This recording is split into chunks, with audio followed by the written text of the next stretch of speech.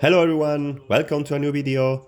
As I mentioned in the last video of the Mini, which you can see back here, I am stopping the project to show you an update that I consider very important. You can see where I am. If you remember, in the last videos, I was in another location working on the cars. And finally, I have a dedicated space where I can work on them. So I am going to show you in detail how it is right now. It's got a lot of work to do. I will give you a sneak peek at what plans I have for it, and I will show you everything in detail. Vamos.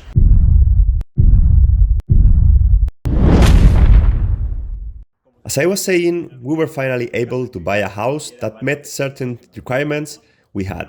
And one of them was that it would have some space where I could work on the cars, do repairs, and even allow me to take on more and more projects. It also comes with this patio you see here, which needs a little cleaning, but it will allow me to clean the cars right here without having to go to a car wash at odd hours or figure out how to run electricity to the garage, etc. etc. I am giving you the approximate measurements of this area here, so you can see that a car fits easily and you can work around it. As you can see, the tile floor hasn't been cleaned in quite some time, so I will get the pressure washer later and give it a good wash. I am dying to see how clean everything looks. You can clearly see this grey tile here.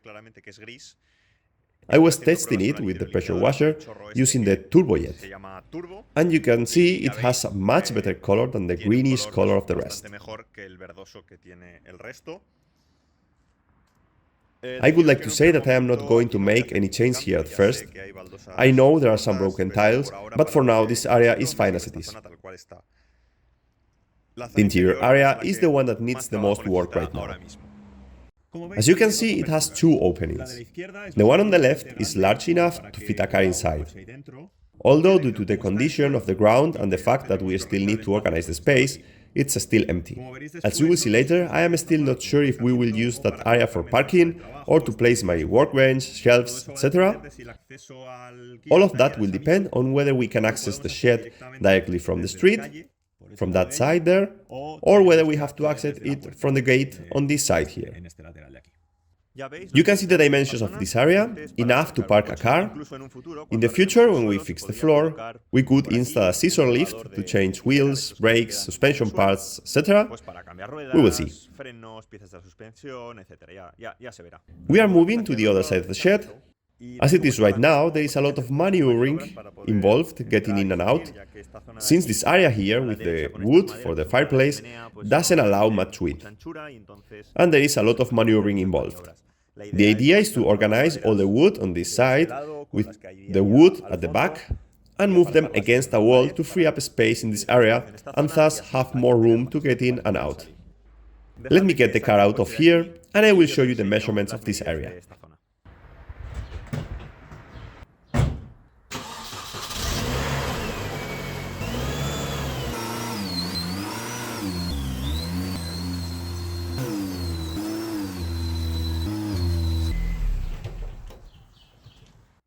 Once the wood is out, these are the measurements of this area.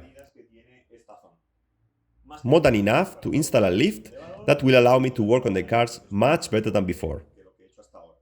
Of course, to do that, we first have to organize everything, and then the most obvious thing is to prepare the floor. Right now it is not level, so we would have to lift the entire floor and prepare it for the lift. According to the Twin Bush lift brand I have seen online, a 4 meters long and 3 meters wide, 20 centimeters thick concrete slab is required for the lift to sit on top and be sufficiently stable. This obviously means that this entire floor has to be removed, properly prepared, and then concreted. Something I can't do myself, I prefer a professional to do it. Cars will be lifted later and I don't want to be underneath if something goes wrong. The next point I need to improve, and it's also pretty obvious, is the electricity. There isn't any.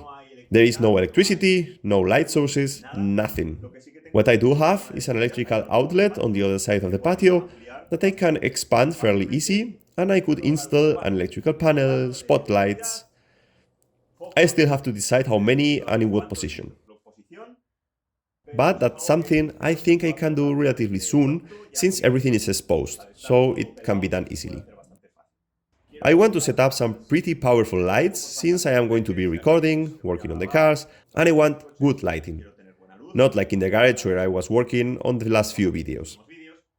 Obviously the light will be here, but also in the area over there, which is where I don't know yet if I will park the car or I will use it as a work table. I don't know, but hey, the light has to cover both areas. I also want to put several power outlets around the perimeter, so I always have one handy, and not have to rely on extension cords or anything like that. More or less next to the electricity, the insulation will come, since there isn't any. As you can see, the light can be seen through the gaps in the wood.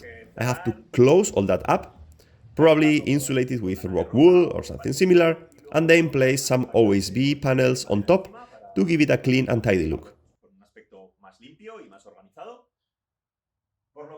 So what I'm going to show you now is how I want it to look. I will show you. As you can see in this setup, the lift will be more or less centered, and there will be plenty of room to work around the cars. The workbench would be centered in the space between the two rooms, and there would be a space for the scissor lift or parking a car.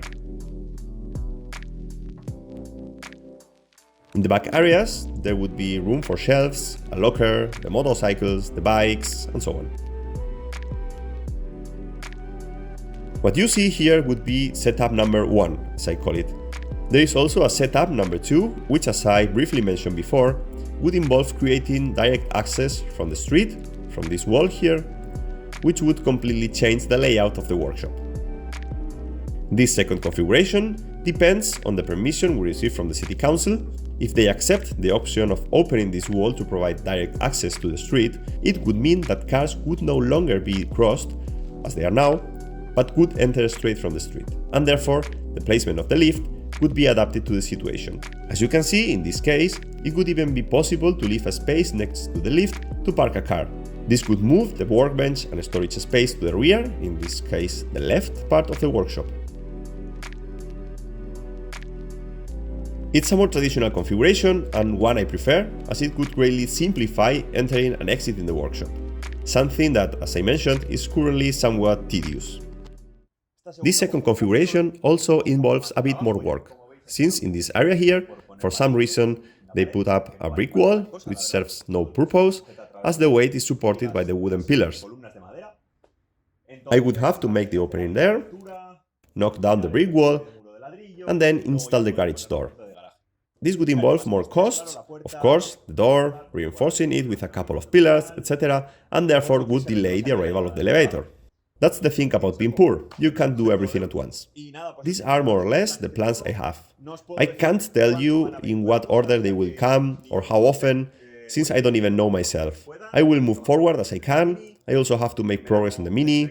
In the summer I will have to make progress on the Picasso, which is in Spain, so little by little I will bring you videos of how the workshop is progressing. So, let me change my clothes and we will start cleaning the floor. What do you think? Let's go! Okay, well, we are ready. Gun, turbo jet, and let's see what we get. You can see how bad it looks. Come on, let's do it!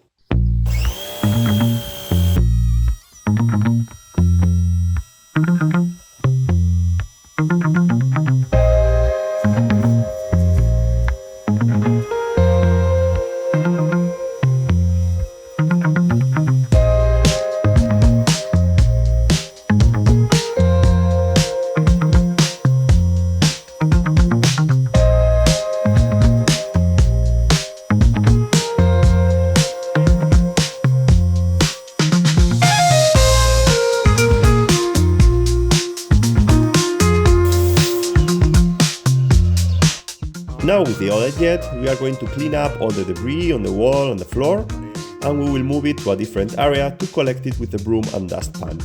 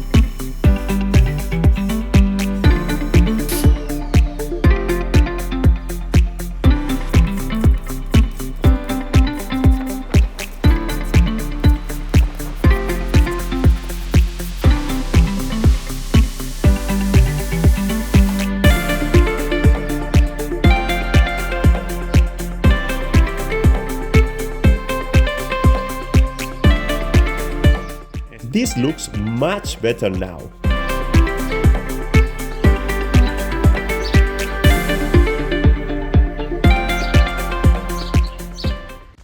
And that's all for today.